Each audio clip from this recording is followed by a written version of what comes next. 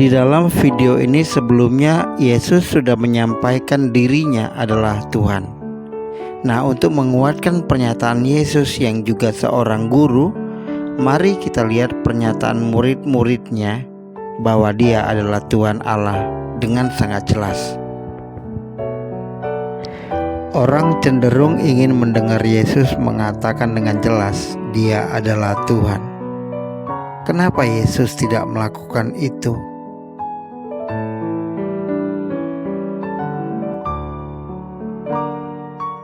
Kerendahan hati.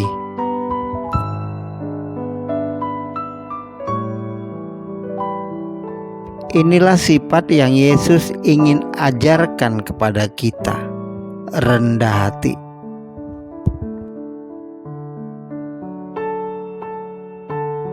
Tujuannya adalah agar kita bisa membedakan antara sifat Yesus, rendah hati, dan tinggi hati adalah sifat iblis. Bukankah karena kesombongannya iblis dilempar keluar dari surga?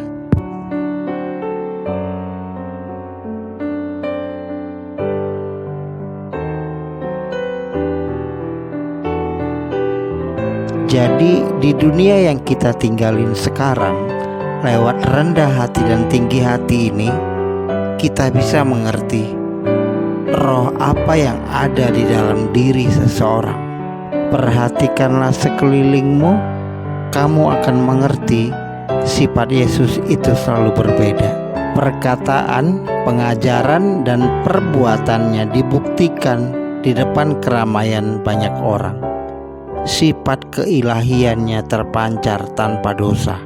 Yesus mengklaim dirinya sebagai Tuhan dengan cara yang berbeda, dan mereka yang mendengarnya tahu persis apa yang dia lakukan. Pernyataan orang-orang yang secara pribadi mengenal dan diajar oleh Yesus, dan yang kemudian menulis sebagian besar perjanjian baru, sepenuhnya konsisten dengan pernyataan Yesus tentang dirinya. Penting diingat, para pengikutnya adalah orang-orang Yahudi yang menganut monoteisme. Bagi murid-murid Yahudi, mengakui Yesus itu sebagai Tuhan bukanlah perkara mudah untuk mengakuinya. Dengan mereka setuju bahwa Yesus adalah Tuhan dan kemudian mengorbankan hidup mereka demi kepercayaan ini, menunjukkan tidak ada keraguan dalam benak mereka. Berikut 10 pernyataan murid-murid bahwasanya Yesus adalah Tuhan. 1. Penulis Injil pertama Matius membuka kisah tentang kelahiran Yesus dari seorang perawan Maria. Matius mengomentari peristiwa ajaib ini dengan mengutip Yesaya 7 ayat 14. Sesungguhnya anak dara itu akan mengandung dan melahirkan seorang anak laki-laki, dan mereka akan menamakan dia Immanuel, yang berarti Allah menyertai kita. Matius 1 ayat 23. Matius menjelaskan bahwa ia memahami bahwa anak ini adalah Allah. Allah menyertai kita.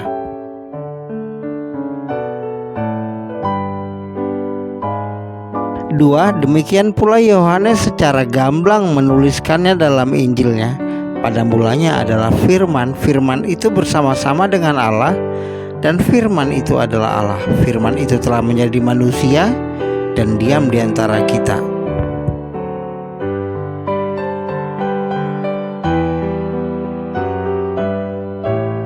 Tiga, ketika Thomas melihat bekas luka-lukanya, ia berseru, "Ya Tuhanku dan Allahku."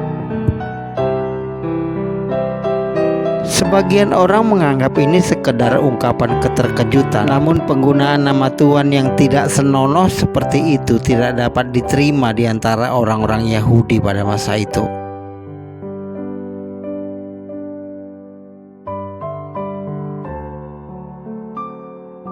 4. Paulus menyebut Yesus dalam Titus 2 ayat 13 sebagai Allah yang Maha Besar dan Juru Selamat kita, Yesus Kristus.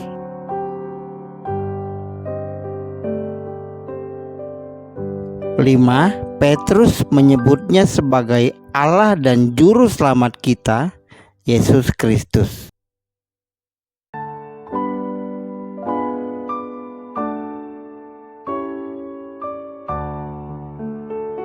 6. Petrus menyebut Yesus Guru dan Tuhan.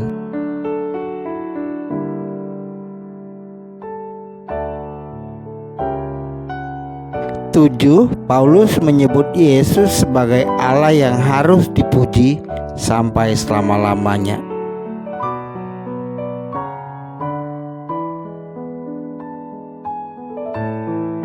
Penulis kitab Yudas yang juga saudara Yesus dan Yakobus menuliskan bahwa Yesus adalah Allah yang esa. Sebagai saudara tiri Yesus tumbuh besar sedari kecil bersama, tentu Yudas mengetahui banyak tentang keilahian Yesus.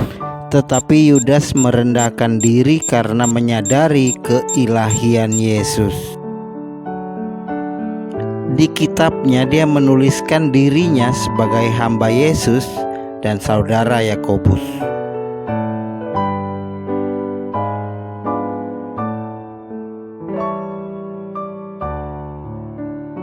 9. Bab kedua dari kitab Filipi adalah tempat lain di mana Paulus menyoroti atribut ilahi Yesus, yang walaupun dalam rupa Allah tidak menganggap kesetaraan dengan Allah itu sebagai milik yang harus dipertahankan, melainkan telah mengosongkan dirinya sendiri dan mengambil rupa seorang hamba dan menjadi sama dengan manusia.